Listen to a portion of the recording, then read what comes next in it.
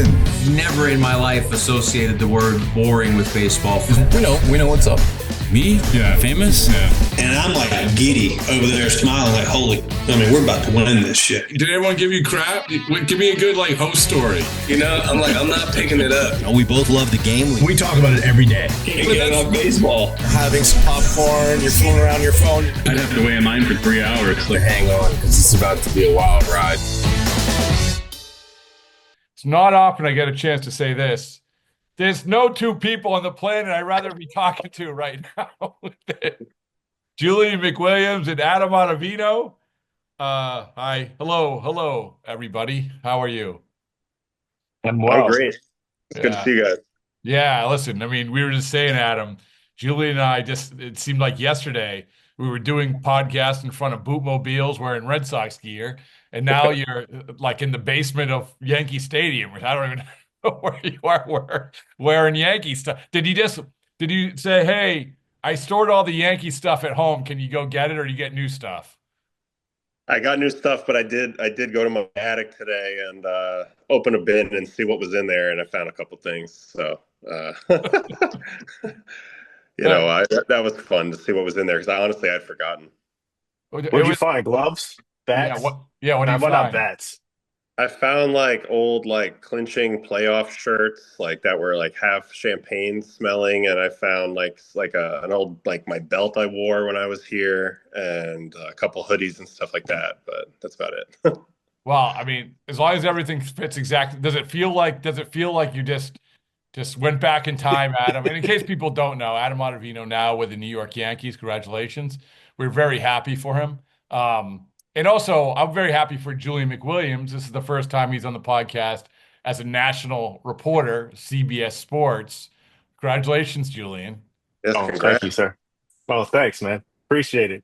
Thanks, guys. Yeah, you've never looked better. Your brand has never been hotter.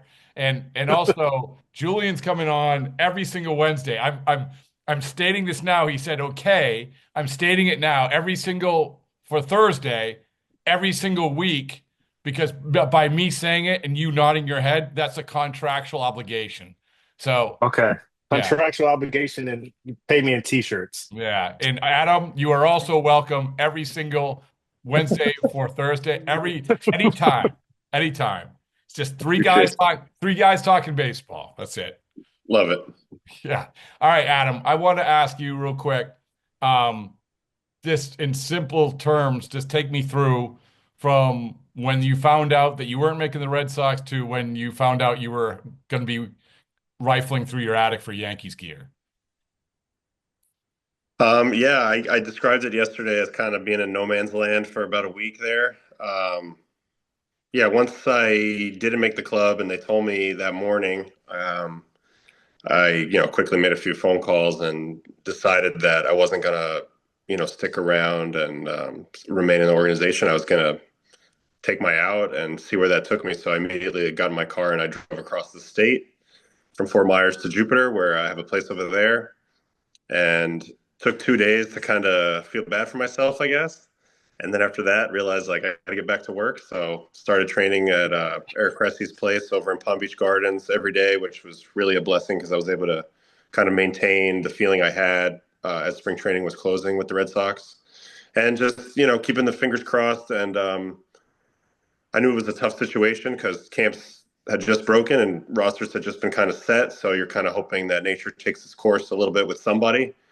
And this opportunity kind of came out of the blue. Devin Williams went on the paternity list, so they had a need for a couple of days, and I was more than happy to fill that need and just kind of see where we take it from there. What was sort of that? Go ahead.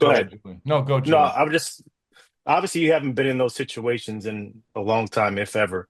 Sort of just what was that conversation like with Alex in the group? Yeah, I think that they acknowledged that I was trending better to end camp, but ultimately that I wasn't quite where they wanted me to be yet. And I think that was a fair assessment based off the body of work that I put forth in spring training, and also based on the body of work the other guys did.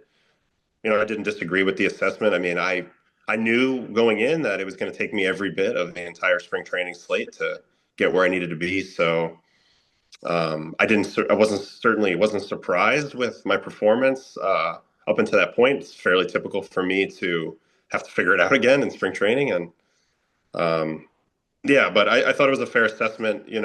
They did take note of how I was trending, and they wanted to take advantage of that, of course, and see where it went.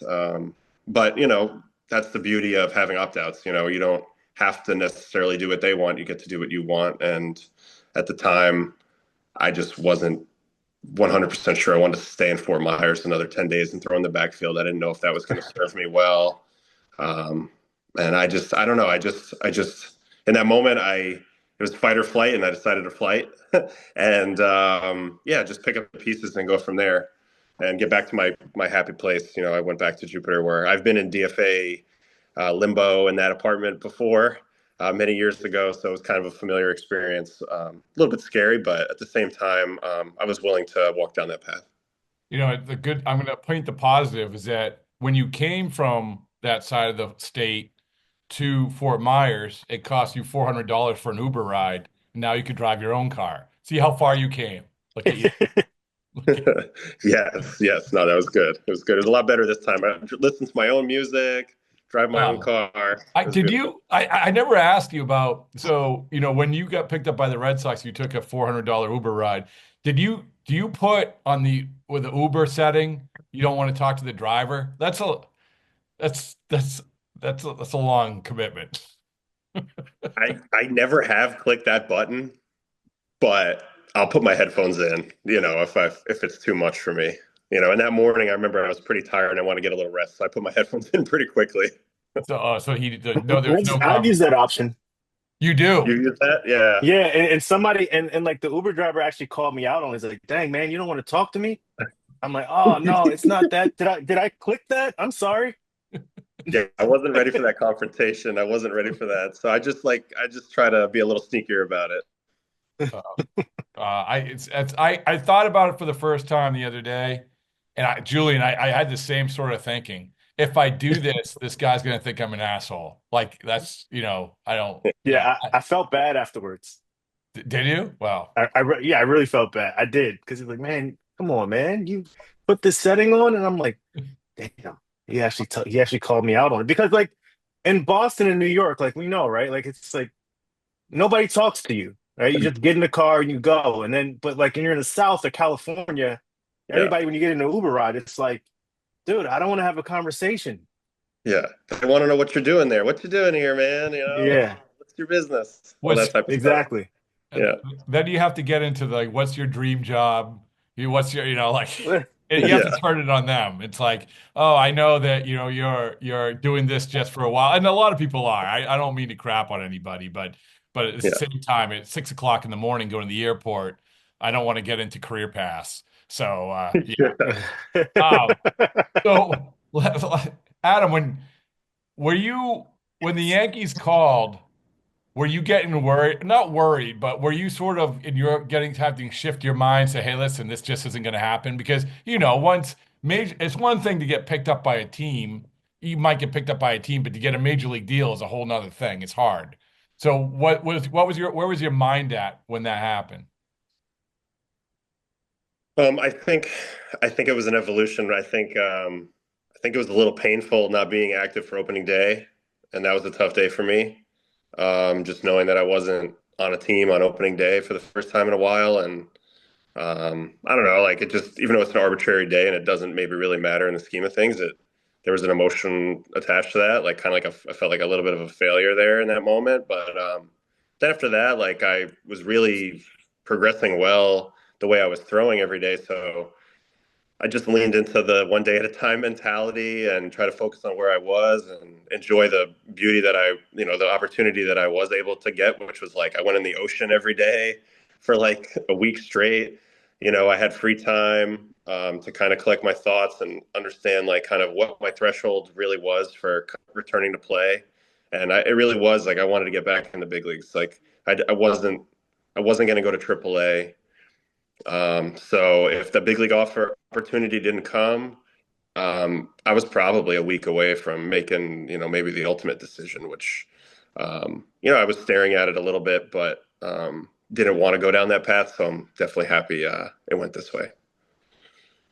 I was talking to my good buddy Edwin Jackson about this a long time ago. He's talking about like how difficult it is for veterans, right, in spring training when you're on, you get a little bit older, you've been around for a while, having to make a team because you haven't necessarily been there. How difficult is that when you're used to using spring training as a build up, but now it's like, oh man, I got to make this squad. Honestly, it's kind of terrifying because I'm well aware of what my spring trainings have looked like on my physical standpoint, like with the build-up over the last several years, and I'm well aware that I'm a little bit less than impressive early in camp. And honestly, if I had to make some of my teams the previous 3 or 4 years with the way that I was trending in spring training, I think there would have been some skepticism as well. So I was kind of afraid of that scenario from the jump, in free agency. I really wanted to get that major league deal. Obviously, ended up getting the one offer and then not going that direction and ending up taking the leap of faith with the Red Sox. But yeah, I was nervous about it the whole time just because it is hard to make a team when you're at this stage. Like, I've gotten really good at understanding how to properly build myself up so I can last the whole season, and being durable and available. It's kind of like the hallmark of my career. It's kind of like the thing I pride myself on the most. So it kind of flies in the face of that when you have to all of a sudden crank up to full out major league speed, really fast if you're trying to impress somebody. So I was definitely afraid of that. And I think it's tougher for pitchers maybe than position players because there is that constant evaluation early of the velocity side of things. And, it's just, baseball's a tough sport. Like, no matter how long you play, like, to get in the right groove quickly is sometimes hard. All right. So now we talked the great game of baseball. Yes. And I want to talk about torpedo bats. Okay. Because you remember the New York Yankees, and I don't know if you know that they score a lot of runs, and some of them use torpedo bats. And Julian, you were just in New York and you were doing stuff on it. So I'm going to ask you also from your perspective, because the first time that I heard torpedo bats, it was after the Yankees scored 1,000,000 runs in a game. And I think that was the case for a lot of people. But then I've come to find out, well, they obviously had been using them all spring training. Other guys had been using it. Guys in the clubhouse you just came from, Abraham Toro was using one, I guess. Adam, when was the first time the torpedo bat came on your radar? I think I saw Lindor's last year. He had an interesting model bat. I'm not sure if it was a full torpedo. I don't know what the exact specifications are to be a torpedo, but yeah, he had a different shape of his barrel at one point, and I noticed it, and I just thought, oh, they're getting more innovative with the equipment here. I mean, Jeff McNeil has like a really weird handle on his bat. A lot of guys use that. There's like a almost like a triangular looking handle that a lot of guys use. I think especially after they break their hamate bone or something like that, a lot of guys use that. So I don't know.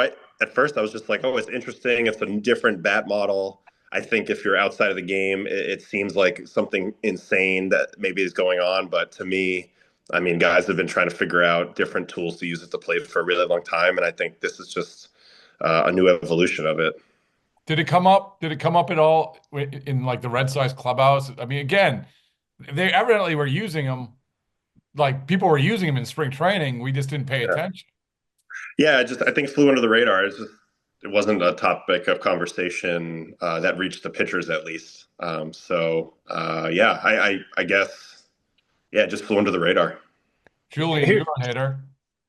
Here's my thing about it, right? Like, Okay. Adam, obviously you're a pitcher, and the worst thing in the world for a hitter is like to get jammed, right? You're trying to get in on the hand. So if I'm hearing it right, they move the barrel down so certain players won't get jammed, like, and they get that part of the barrel. Is that it? Like, I'm still trying to figure those things out.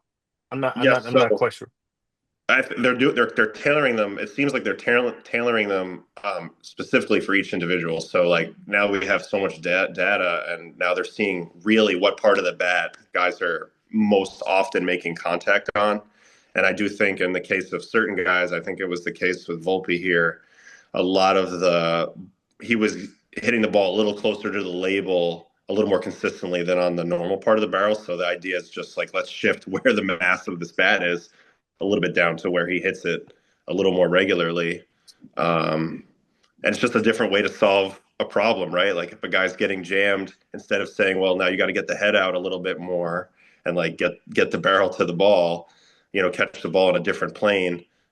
Maybe you can continue to be the same hitter with the same feeling, but we'll get a little more of the sweet spot on the ball. So yeah, it's an interesting way to go about it. Yeah. Perhaps I'm getting going to a little bit too deep on this, but like you have two kids, right? I don't know if they play baseball or softball. What does that do for development with players? Is it like a metal bat where it's like, okay, well, you get away, it's a little bit more forgiving in certain, because you can hit it anywhere that goes out the park. But like, I'm just curious, like, what does it mean anything to say, hey, you think and with a regular bat or traditional bat, you got jammed, right? But with the North Torpedo bat, you might be able to barrel baseball, but you have no idea how your swing got you there. I wish I had the answer for this, but I think that we still have to let it play out a lot longer before we figure out what it means for like development. Like, I was just thinking off the top of my head, like, I do think that if you can allow yourself to see the ball deeper and get jammed, quote unquote, jammed a little bit more, but get a better result because of a different tool you're using, I do think that for certain hitters, that style might really play and that might help them. Like Derek Jeter is a perfect example of a guy who was an inside out hitter, and he would rather be jammed ever than be out in front of a ball. Like he was always trying to fight balls off. And if that's the style hitter you are, and now you're telling me we can move the barrel a little bit more to accommodate that style of hitting, then I think that's a beautiful marriage there. But there's so many different types of hitting. Like for every Derek Jeter, there's the Justin Turner who's trying to catch the ball out front, and maybe he wants to deliver the head of the bat, to hit the ball like more towards the end of the bat, so he gets more of like a whip effect. I mean, I think there's multiple ways to go about it, and I think when you're a kid, you don't know what type of hitter you are yet. I think the best advice is to just use as many things as you can. Wiffle ball bats, heavy bats, metal bats, wood bats, short bats, everything you can, so you get used to just the idea of squaring up a ball with a round bat, any shape or size, and then you kind of go from there and find out who you are. Julian's coming from a hitter's point of view, from the pitcher's point of view. Obviously, Adam, you're coming from that. Also, another person, and I'm going to read this from Matt Strom, our good friend Matt Strom, who was on social media. He said, which I always love when he says stuff because he's thoughtful and opinionated. He said, let them use whatever bat they want. Let's just allow pitchers to use whatever hitters have in the on-deck circle and not check us like we are criminals every time we walk off the field. I'm a pitcher. I'm assuming better grips help you swing harder. You know what he's talking about. But I think overall, and talking to Matt last year when he said, hey, they're letting the hitters use the traject machine during the game. They're not letting, I think we talked about this, so they're not letting us use TrackMan or whatever in the bullpen during games. Obviously, baseball wants more offense. This isn't me saying it. This is just a fact. So yes, if there was any room for interpretation when it came to this rules, they're going to probably say, that's okay. That's all right. Bat's okay. You know what I'm saying? 100%. Yes, 100%. I mean, if you look at every rule change that's been made over the past 5-6 years, they've all been an attempt to make the pitcher's job harder and the offense's job a little easier. But that's all just trying to create the style of game that's most entertaining. So I totally understand it. And for me as a pitcher, like, yeah, you're making my job harder, but you're making the job harder for every pitcher. So it's still the same. It's still a level playing field ultimately. So I don't have any problem with the hitters innovating, with the traject machine or with the bats or any of that. I mean, it's up to us to counterpunch, on the other side of that. I think the idea of bringing the sticky stuff back, it's like, it's like, yeah, like I agree with him, like to some extent. Um, it would be nice to use the on deck equipment out there, but at the same time, like the pitchers were shown to have severely crossed the line, around 2020, 2021. The stuff people were cooking up, quite literally in like labs One to, sec. anchor One sec. yourself. One sec. I'll be back. All right. Yeah. Hello? Keep going. Yeah, no, I just think I would love a little help with my grip at times, but at the same time, I'm aware that it's a little bit of a slippery slope and that, ball players innately should probably not be trusted. Yeah. Well, yeah. And I think the overall point is, hey, we know what you're doing. You're on offense. Let's just play. Let's give the pitchers a little something. And like you don't have to have the big pot of sticky stuff stew anymore. No, you don't have to do that. But maybe, as I said, the stuff in the on deck circle. But one thing I wanted to ask you about, is when you got into this spring training about that evolution of pitching. There's always something. You are the godfather of the sweeper. That finally everybody is mastering the sweeper. The kick change thing, and I just talked to Daniel Bard about this. The kick change thing, he's like, he's just throwing, he's coming back. He's like, I went out and tried to throw it and the other day, and at first one was a terrible, then it was like, oh, this is how it works. You know? I don't know in spring training if you saw guys, and if something else and I'm missing too, another evolution that you saw in spring training with pitching, I'm all for it. But that's the one that sort of been surfaced.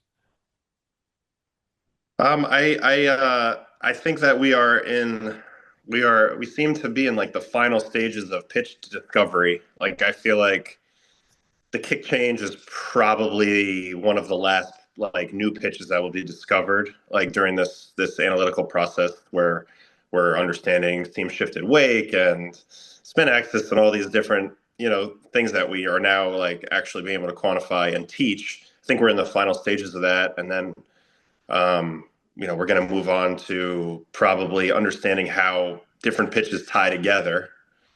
And instead of judging everything in a vacuum, pitches individually in a vacuum, I think we'll start judging things more as a set of weapons.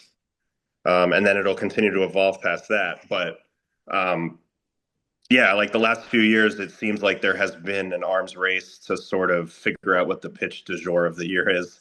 You got the four seam fastball with the carry, then you've got everybody throwing cutters, then you got everybody throwing sweepers, then you got everybody throwing splitters. Now you got kick changes. I think we're probably pretty close to the limit of that, and then we'll turn back to other topics that maybe were more in vogue, like when I was growing up, like sequencing and command and things like that. But for now, like we're still on this quest to uncover every possible pitch, and I think we're almost at the end of that. Yeah. That's. I mean, I like to think that's the case, and honestly, Adam, that's a bold statement. Say we've reached the end of the world. This is it in terms of pitch shape. There's only so many ways the ball can spin, though. I mean, I could see a world in which people start throwing knuckleballs. Yeah. Because like if you look at like Roki Sasaki's splitter, it's essentially a knuckleball because it's so low spin, and that allows it to drop a lot and be kind of unpredictable. And you get a similar effect if you just grab a ball like a knuckleball and try to throw it as hard as you can. I could maybe see that, like, because that's something that can't be practiced. Yeah. Like you can't practice a random moving pitch. Like I watched our guys hit off the traject last night, and obviously it's all tuned exactly to what the pitcher throws. But if the pitch moves randomly, then that can't be reverse engineered really. So I could maybe see that being the final frontier of the pitch discovery. And but yeah, I'm comfortable with my statement. I don't think that we're going to dig up too many more pitches. If you look at the clock of movement on Baseball Savant, like we've pretty much covered every quadrant at this point. Did you ever dial yourself up on the traject? Oh yeah, I took a peek at it a couple of years ago. Yeah. Accurate? It's accurate. I mean, it doesn't. The traject doesn't account for extension. So I feel like that's something that they'll have to work on in the future is like if a guy has like plus extension, then he's actually releasing the ball a little closer than the trajectory would show you. But I think it's super useful for, getting the timing and seeing the shapes of the pitches. And yeah, you see yourself and you see the ball coming out and you're just like, this is nuts. Like maybe I should try to hit off myself. It's a very weird feeling. When you look at like when you do use a traject and stuff like that, and you obviously didn't have that earlier in your career, right? And you're a guy that's been known for having nasty stuff and seeing how much, sort of that horizontal break that you have. Yeah. What do you think that could have done? Could it have done anything for your career earlier for you if you had that? I think from a pitching standpoint, the only thing that it can really do for you is just give you a better understanding of what the hitter's experience is facing you. So it's very Hmm. useful to go stand in against yourself and get an idea of like, oh, this pitch looks like this pitch for 40 feet and then doesn't, or oh no, I can see the separation of these two pitches very easily. Like I think for development, it might be a good idea to kind of get a feel for what the actual experience of facing yourself is like. And that might have been something that would have been appealing to me when I was trying to learn a lot. But I mean, ultimately, it's a hitting tool. I don't know beyond that how much it can really help you because your perspective is just so different. My viewpoint is completely different than what the hitter gets. By the way, as we're taping this, news just came out. Christian Campbell, 8-year extension. So, yeah, Cool. they're flying around. Jackson Merrill, Christian Yeah. Campbell. Wow. He's 5 days in the major leagues. This welcome to Yeah. Major League Baseball.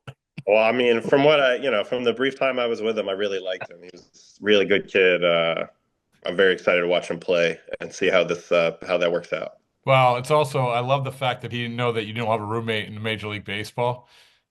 Oh, really? He didn't know Yeah. that? He didn't know that, and he didn't know that the teams have their own planes. It's like, He also thought you guys went back to Fort Myers after Mexico. He didn't know that you went straight to Great to Texas. Texas. I, Oh, it's beautiful. It's beautiful. yeah, I love it. To go back to the chasing that every single way to move a baseball. The organization where you were in spring training hired half of Driveline, right? You being around that sort of scene, what was that? Because that's all they're doing. They're trying to Yeah. figure out the next great frontier with all the stuff we're talking about. What was your perception of that? I don't want to poo-poo it because Driveline's had a ton of success in the private sector, and like I even went to Driveline 2017, 18, and it was instrumental in helping me make a couple leaps in my game.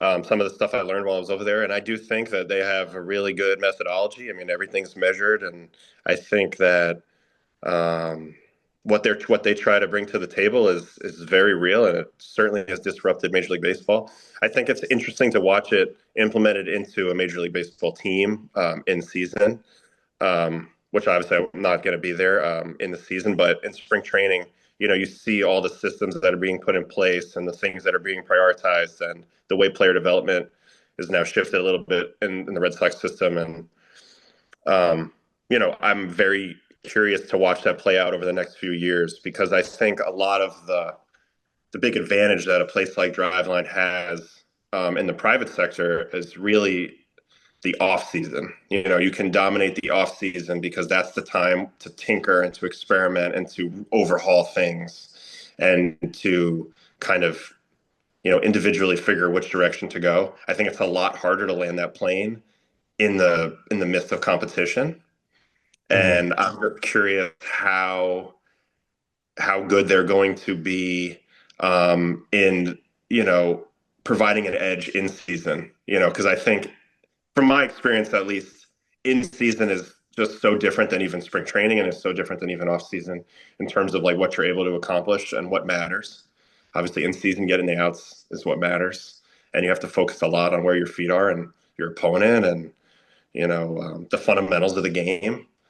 Whereas some of that other stuff is like more in the weeds, and it's usually a little more. In my career, it's been more beneficial to attack that stuff off season. So, I mean, you could feel it in Red Sox camp for sure, like the changing of the guard, especially since I had been there previously, and definitely the fetish for velocity and the desire for everybody to just be nasty as possible. And, with good reason. There's data to all back that all up. My long-term concern is just longevity for the next generation of players. It seems like if the goalpost is always prioritizing nasty as possible over above all else, I think it might be a little hard to achieve longevity. And I mean, just as somebody who has played a long time and lived my dream in the big leagues, I would love to see other guys, afforded a similar opportunities. So that's where my reservation comes in a little bit. But at the same time, we have to watch it play out. I mean, I don't have any idea how it will play out, so it's going to be fun to see. Julian, I know both of you guys have to get going. Julian, you got anything last thing you want to rant about? No, I mean it's just good to walk into a clubhouse and not feel like, the feds are watching. The feds. The feds, meaning a certain colleague of mine, former colleague. Could you when you're over the it's an interesting perspective. Adam, do the players understand which media members don't like each other?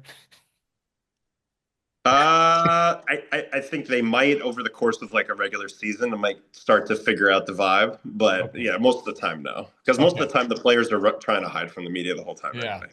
Well, I mean, we try to figure out which players don't like each other, so Yeah. Yeah. It's always interesting. Yeah. Well, you guys, I'll be back at the exact same time next week. Whoever wants to join. So I'll be back. I like talking baseball. Adam, thanks, man. And I was really, really happy that you landed where you landed, and it's going to be a great season for you. It's going to be awesome. So I appreciate you guys. Congrats, Adam. Thanks. All right, guys.